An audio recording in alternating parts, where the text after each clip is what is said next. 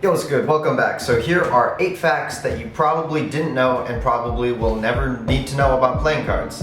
First up is that every time you shuffle a deck, statistically speaking, you're creating an order that has never existed before, at least in the form of playing cards.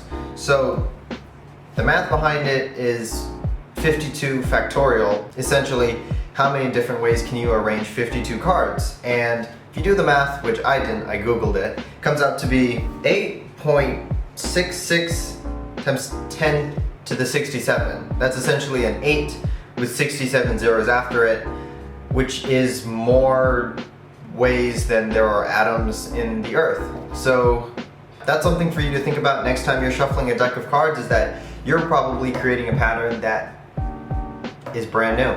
Number 2, during the 1930s, several companies, US PCC included, tried to create a 5th suit in a deck of cards. So in addition to your spades, heart, clubs, diamonds, you'd also have eagles, which obviously didn't take off. You have a deck of 65 playing cards with 5 different suits. Apparently it was proposed by some Vienna,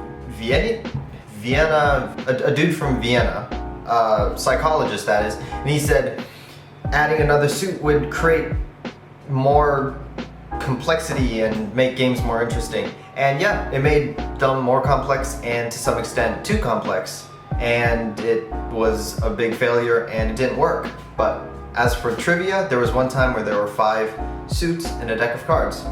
Number 3 is the court cards. So these thingies, they were actually originally modeled after real people in history. So the King of Hearts was Charlemagne, or Charlemagne, for those of you who want to try to visualize that.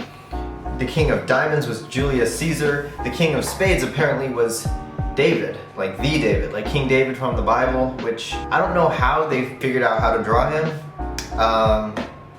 but apparently that's who it is.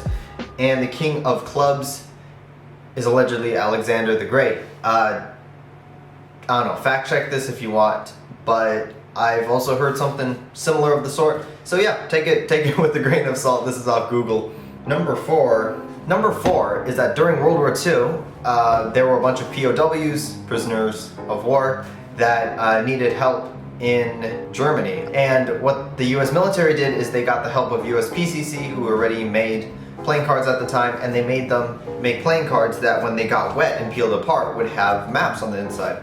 So with a full deck of cards, you could construct a full map of Germany. Again, I'm pretty sure it's Germany.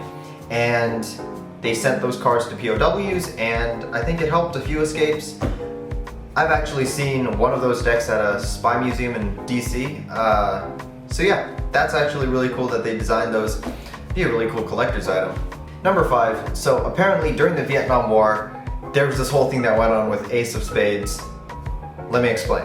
So according to the French, the Ace of Spades is a sign of death and like impending doom and whatnot if you just like walk across one. So Vietnam being colonized by the French and the Viet Cong being very superstitious and whatnot, apparently the army got wind of this and asked for crates of just cards, only the Ace of Spades from US PCC, and then just tossed them out there in the jungle or did something to distribute it. This apparently was successful. I'm not sure how you measure success on that, but yeah, I never knew that. Number 6 is playing cards are really old, needless to say, but apparently they were first made in China, of all places. To where paper was discovered, and then somebody printed stuff on paper and started gambling and playing games with it, and it was traded around, and well, it's not for sure because paper doesn't survive a long time very well, but most scholars believe cards originated in China. Number 7 is cards in casinos change every 1 to 12 hours. That means if you have a deck of cards going into a casino, they'll use it for anywhere from 1 hour to 12 hours, and then they'll change and get a new deck.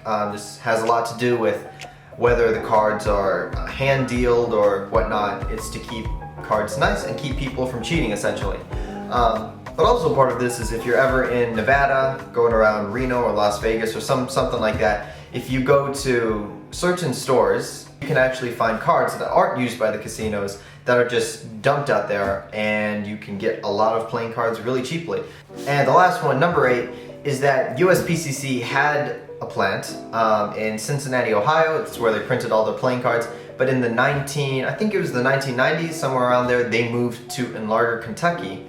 And because of that move, the playing cards actually degraded in quality through the early 2000s.